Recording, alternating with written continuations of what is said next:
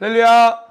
네, 한 달의 시작을 말씀으로 하는 우리 포포저스 여러분들을 주님의 이름으로 축복하고 환영합니다. 오늘 말씀의 제목은 이스라엘 백성을 거울 삼아 같은 죄에 빠지지 말라라는 말씀 제목입니다.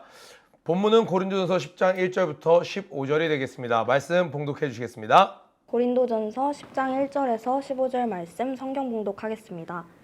형제들아, 나는 너희가 알지 못하기를 원하지 아니하노니 우리 조상들이 다 구름 아래에 있고 바다 가운데로 지나며 모세에게 속하여 다 구름과 바다에서 세례를 받고 다 같은 신령한 음식을 먹으며 다 같은 신령한 음료를 마셨으니 이는 그들을 따르는 신령한 반석으로부터 마셨음에 그 반석은 곧 그리스도시라. 그러나 그들의 다수를 하나님이 기뻐하지 아니하셨으므로 그들이 광야에서 멸망을 받았느니라.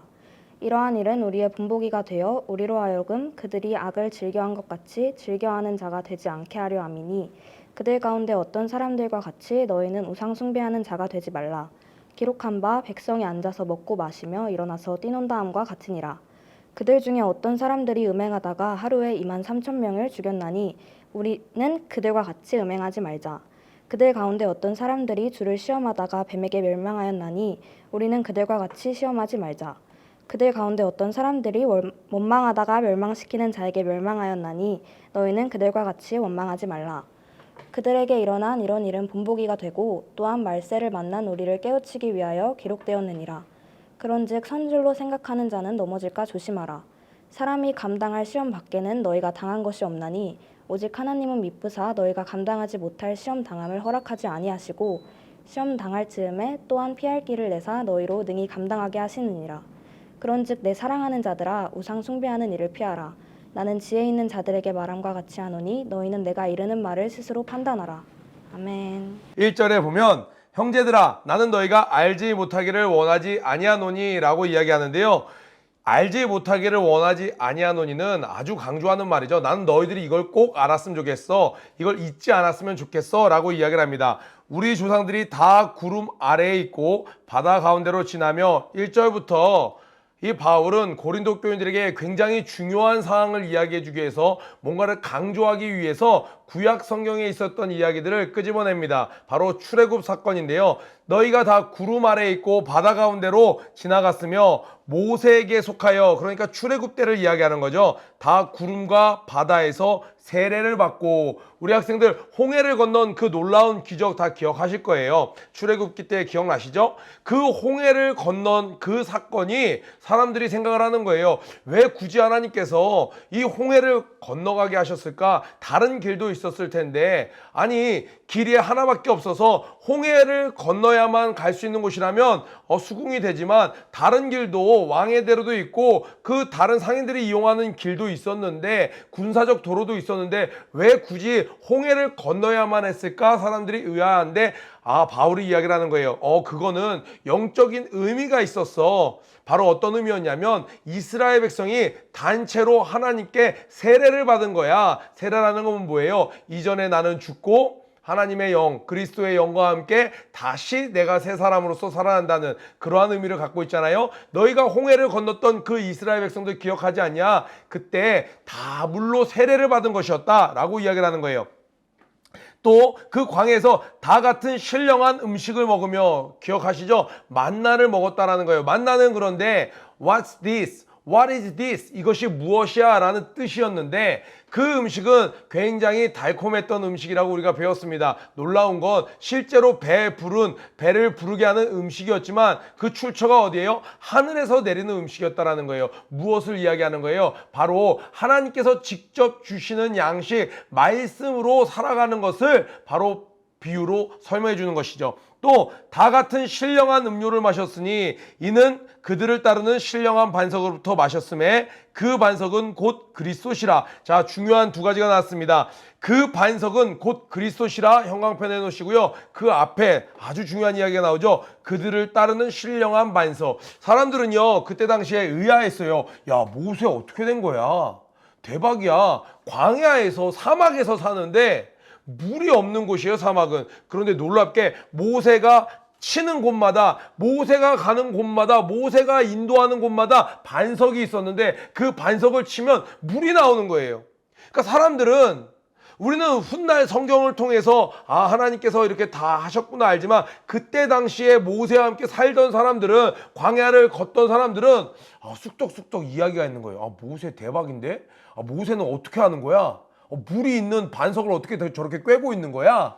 그런데 바울이 이야기를 하는 거예요. 모세가 그 물이 나는 반석을 찾아낸 것이 아니라, 보세요, 그들을 따르는 신령한 반석으로부터, 그 눈에 보이는 것은 사막이지만 그 사막 밑에서 그 지하수로 흐르는 그 물이 그 이스라엘 백성들을 따라다니는 거예요. 그들이 멈추는 곳에, 그곳에 마침 보이는 반석에 그 생수가 머무는 거예요. 그런데 그 따라다니는 반석, 그 반석이 누구였다라는 거예요? 예수님이셨다라는 거예요. 여러분, 그러면 오늘날 우리에게 어떻게 적용할 수 있겠어요? 우리가 사는 삶이 눈에 보이는 것은 사막 같고 광야이고 메마르고 건조하고 정말 갈증이 느껴지는 것처럼 보일지라도 실제로는 내 삶의 밑바닥에, 내 보이지 않는 곳에 무엇이 있다는 거예요. 예수님께서 나를 따라다니시면서 나와 함께 하신다는 거예요. 할렐루야. 그 신령한 음식을, 신령한 음료를 그들이 마셨기 때문에 그들은 영원히 가라지 않았습니다. 우리 시편 23편에도 나의 평생에 여호와의 인자하심과 선하심이 정녕 나를 따르리니 내가 여호와의 집에 영원히 거하리로다. 내가 여호와의 집에 영원히 거할 수 있었던 것은 내가 인자함과 선하심을 따라다닌 것이 아니고 주님의, 예수님의 그 사랑의 인품이, 예수님이 나를 따라다니셨어요. 기독교 목사님이시면서도 굉장히 그 왕성한 이 집필 활동하셨던 존 스토트 목사님은 그런 표현을 썼습니다. 자신은 지성으로 꽉 차 있던 젊은 날에 예수 그리스도를 부인하려고 애를 썼지만 그 하나님의 뜨거운 사랑이, 예수 그리스도의 구령의 열정이 자신을 사냥개처럼 집요하게 추적해서 결국에는 자신을, 예수 그리스도를 만나는데 그 복음으로 자신을 인도했다고 그러는 거예요. 우리 사랑하는 중고등부 친구 여러분, 눈으로 볼 때는요, 이스라엘 백성은요, 옷도 없고 어떤 공동체도 없고 건물도 없고 어떤 경작지도 없고 당장 내일 먹고 살 것도 없고, 그리고 더 중요한 건요, 바로 오늘 생계랑 직결되는 물도 없었지만 그들은 영적으로는 가장 풍요로웠던, 여러분 생각해 보세요. 이 지구라는 행성에서 실제로 있었던 그 출애굽 사건 때 온 우주가 하나님의 피조물입니다. 그런데 하나님은 지금 누굴 따라다니고 계세요? 예수 그리스도는, 그 반석은 지금 그 광야에서 이리저리 연단받고 있는 이스라엘 백성들을 저 사막 밑바닥에서 그 반석이, 그 생수가 끊임없이 이스라엘 백성들을 따라다니고 있는 거예요. 우리가 세상 한복판에서 굉장히 힘든 삶을 사는 것 같은 하루하루 매 순간일지라도 주님이 우리를 함께 추적하고 따라다니고 계신다는 사실, 여러분 기억하시면 위로가 될 거예요. 눈으로 보기에는 가장 비참했던 그러한 상황이었지만 영적으로는, 실상은 가장 부요했던, 그때 그 시점에서 온 우주에서 영적으로 가장 큰 축복을 받았던 것이 광야의 이스라엘 백성이었다는 거예요. 오늘날 세상을 살아가는 우리에게도 동일한 축복이 있다는 것을 우리가 기억해야 되지 않을까요? 자, 그러나 그들의 다수를, 여기서 이제 갑자기 그러나 나오는 거예요. 그렇게까지 하나님이 온 마음과 정성과 뜻을 다해 이스라엘 백성을 보살피고 살피시고 인도해 주셨건만 하나님께서 그 모두를 기뻐하지는 않으셨습니다. 왜냐하면 그들이 광야에서 멸망을 받았느니라. 마태복음 22장 14절 말씀이 생각납니다. 청함을 받은 자는 많되 택함을 받은 자는 모두가 아니었다라는 거예요. 예수님의 말씀이셨습니다. 모두를 출애굽시켜 주셨지만 그 중에 모두를 기뻐한 것은 아니었습니다. 왜냐하면요, 첫 번째로 이러한 일은 우리의 본보기가 되어 우리로 하여금 그들이 악을 즐겨한 것 같이 즐겨하는 자가 되지 않게 하려 함이니, 즐겨한다라는 표현이 나서 악을 즐겨하는 자를 하나님이 기뻐하지 않으세요. 즐겨한다는 말은 우리식으로 표현하면 습관처럼 아무 생각 없이 계속 반복적으로 짓는 거예요. 아론이요 엄청난 실수를 했습니다. 그러나 아론이 그 실수를 반복하지 않았어요. 미리암이 모세를 비난했습니다. 그러나 지속적으로 비난하지 않았어요. 그들을 하나님이 치셨지만 결국은 회개할 기회를 주셨습니다. 왜요? 그들이 즐겨 악을 행한 것은 아니었습니다. 즐겨 악을 행한 것은 아니었어요. 그런데 이스라엘 백성 중에는 즐겨 악을 행하는 자들이 있었습니다. 하나님이 그들을 기뻐하지 않으셨고 결국은 약속의 땅 가나안 하늘나라로 인도하지 않으셨다는 거예요. 그들이 무슨 실수를 했냐면 첫 번째로는 7절에 그들 가운데 어떤 사람들과 같이 너희는 우상 숭배하는 자가 되지 말라. 기록된 바 백성이 앉아서 먹고 마시며 일어나서 뛰논다함과 같으니라. 자, 모세가 시내산에 하나님의 말씀을 받으러 올라갔을 때 이 땅에서는 그 모세를 기다리면서 그 지루함, 때때로 신앙생활할 때 지루할 때가 있어요. 숨 막힐 것만 같은 순간이 때때로 있습니다. 그런데 그 순간을 견디지 못하고 이들은 우리 마음대로 살 거야, 우리 감정대로 살 거야. 예전에 제가 교사 교육할 때 담당 전도사님께 이런 이야기를 들은 적이 있어요. 신학자 중에 정통 신학자가 아니에요. 그러니까 잘못된 신학을 가르치는 거죠. 슐라이어 마허, 술 마시고 막 말해 막 이러면서 막 슐라이어 마허 했던데, 이 사람이 뭐라고 얘기했냐면 종교는 감정의 표출이다. 종교는 감정의 표현이다. 그러니까 기독교도 자기 감정의 표현에 불과하다. 그러니까 이 사람들은, 우상 숭배하는 사람들은 자신의 감정을 표출하기 위해서 황금소를 만들어 놓고 자기들이 마음껏 축제를 벌였습니다. 우리가 점검해야 돼요. 이 이스라엘 백성들, 하나님의 기쁨이 되지 못했던 이스라엘 백성들과 동일한 실수를 하지 않으려면 지금 여러분들이 기뻐하는 것을 한번 점검해 보세요. 난 여호와로 즐거워하리, 난 여호와로 즐거워하리. 막 찬양 시간에, 또 교회에서 공동체와 함께 은혜를 나눌 때, 또 학생들과 선생님과 전도사님과 교회의 어떤 활동을 이렇게 하면서 추억을 쌓아나갈 때, 전도할 때, 큐티할 때, 하나님의 말씀을 묵상할 때, 새로운 것들을 깨닫게 되었을 때, 기도 응답을 받았을 때 그런 기쁨들이 있죠. 그리고 또 살아가면서 누리는 기쁨들이 있어요. 그런데 내 기쁨이 어떤 취미생활 할 때 기쁨이 커요. 그게 우상숭배일 확률이 높습니다. 저는 우상숭배 안 하는데요. 당신이 가장 기뻐하는 것은 무엇입니까? 기도는 너무 지치고 기도는 너무 힘들어요. 그렇지만 드라마 보는 건 너무 좋아요. 드라마가 나의 우상인 거예요. 두 번째로는 그들 중에 어떤 사람이 음행을 하다가 하루 만에 23,000명이 죽었나니, 이 광야 생활 거의 끝날 때쯤에 모압 여인들에게 넘어갔던 민수기에 있었던 사건을 기억할 거예요. 민수기 25장에 나왔던 24,000여 명이 하루새에 죽었던 그 놀라운 사건을 여러분 기억할 거예요. 음행을 했습니다. 세 번째로는 그들 가운데 어떤 사람이 주를 시험하다가 뱀에게 멸망하였나니, 여러분 생각해 보세요. 하나님께서 뱀을 그 순간에 다 보낸 게 아니었어요. 사막에는요 늘 뱀이 있습니다. 그런데 그들이 하나님의 말씀을 쫓아갈 때는 그렇게 주변에 깔려 있었던 뱀들로부터 하나님이 지켜보호하신 거예요. 그런데 그들이 원망하니까 하나님의 보호하심이 없어지니 늘 함께 있었던 그 뱀들이 그를 문 거예요. 하나님께서 뱀을 그 순간에 전 세계에 있는 뱀들을 모아다가 이스라엘 백성들을 몰아라 한 게 아니라 늘 뱀이 그 주변에 있었지만 하나님이 함께 하심으로 감히 뱀이 이스라엘 백성들을 물 수 없었던 거예요. 우리가 신앙생활 하다가 때때로 하나님을 떠나면 그때 문득문득 깨달습니다. 이것도 하나님이 지켜주고 계셨고 이것도 지켜주고 계셨고 내가 몰랐었구나. 부모님 집에 있을 땐 내가 고생 안 할 땐 몰랐구나. 내가 집에 있을 땐 몰랐어. 집 떠나보니 고생이야. 그제서야 무능해 보였던 부모님이 나에게 너무 큰 능력이었고 너무 매정해 보였던 어머니가 내게 너무 큰 사랑이었고 깨닫게 되는 것이죠. 그들이 원망하다가 뱀에게 물렸다라는 거예요.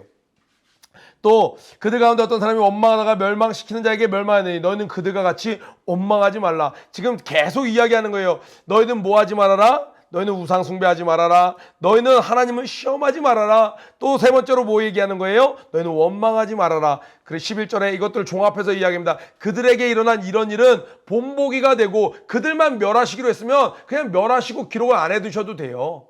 그런데 기록을 해두셨어요. 우리들 읽으라고, 우리들 보라고, 우리 묵상하라고. 왜요? 본보기가 돼서 말세를 만난 저와 여러분을 깨우치기 위하여 기록되었느니라. 12절 한번 별표 쳐날까요? 그런즉 선줄로 생각하는 자는 넘어질까 조심하라. 이런 이야기를 듣잖아요. 누가 넘어진 이야기, 누가 뱀에게 물린 이야기, 누가 아픈 이야기. 그런 이야기를 들을 때 현재 나는 뱀에게 물리지 않았어요. 현재 나는 우상숭배를 하지 않아요. 그런데 누가 우상숭배했다는 얘기를 듣는 거예요. 나는 현재 음행을 행하지 않는데 누가 음행을 했다는 얘기를 듣는 거예요. 그런 이야기를 들을 때 사람들에게 은근히 들어오는 것이 무엇이냐? 저 사람보다는 내가 난데? 그게 바로 선줄로 생각하는 거예요.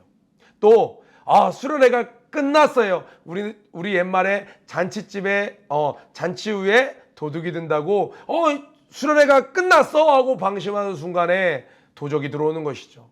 행사가 끝난 뒤에 도적이 들어오는 것이죠. 내가 기도회를 끝나고 나서 도적이 들어오는 거죠. 우리 친구들 기말고사가 끝난 후에 더 기도에 집중해야 되는 거죠. 내가 선줄로 생각하는 자는 넘어질까 조심하라. 여러분 산에서 내려올 때 여기가 평지가 아니고 지금 내리막길이라고 생각하고 조심조심 내려오는 걸 생각해 보세요. 절대 넘어지지 않죠. 그런데 아무렇지도 않게 까짓것 하다가 그렇게 고꾸라져서 추락하게 되는 것입니다. 사람이 동그라미입니다. 사람이 감당할 시험 밖에는 여기 이렇게 써 있어요. 목사가 감당할 시험 밖에는 신학생이 감당할 시험 밖에는 충성된 교사가 감당할 시험 밖에는 임원들이 감당할 시험 밖에는이 아니라 여기서 나오는 사람은요. 똑같이 먹고 자고 마시고 옆 사람이 놀면 같이 놀고 싶어하는 마음이 드는 게 인지상정이에요. 옆 사람이 누워 있으면요. 나도 좀 지금 일하지 않고 똑같이 눕고 싶어요. 그런 연약한 사람이 감당할 수 있는 시험 외에는 주님이 허락하시지 않는다는 거예요. 그러니까 지금 여러분이 어떤 모습일지라도 오늘 말씀 붙잡으면요. 그 시험 이겨낼 수 있습니다. 아멘. 사람이 감당한 시험 밖에는 너희가 당한 것이 없나니 오직 하나님은 미쁘사 너희가 감당하지 못할 시험 당함을 허락하지 아니하시고 시험 당할 즈음에 또한 피할 길을 내사 너희로 능히 감당하게 하시니라. 그런즉 내 사랑하는 자들아 우상 숭배하는 일을 피하라. 아멘. 15절은 이렇게 마무리합니다. 나는 지혜 있는 자들에게 말한과 같이 하노니 난 너희들이 이거 못 알아들을 거라 생각하지 않아. 너희들이 이거 분명히 알아들을 거야. 그리고 너희는 내가 이르는 말을 스스로 판단하라. 너희 강압적으로 이걸 받아들이지 말고 스스로 내 말을 수용하고 너희들 꼭 우상 숭배하지 말아라. 원망하지 말아라.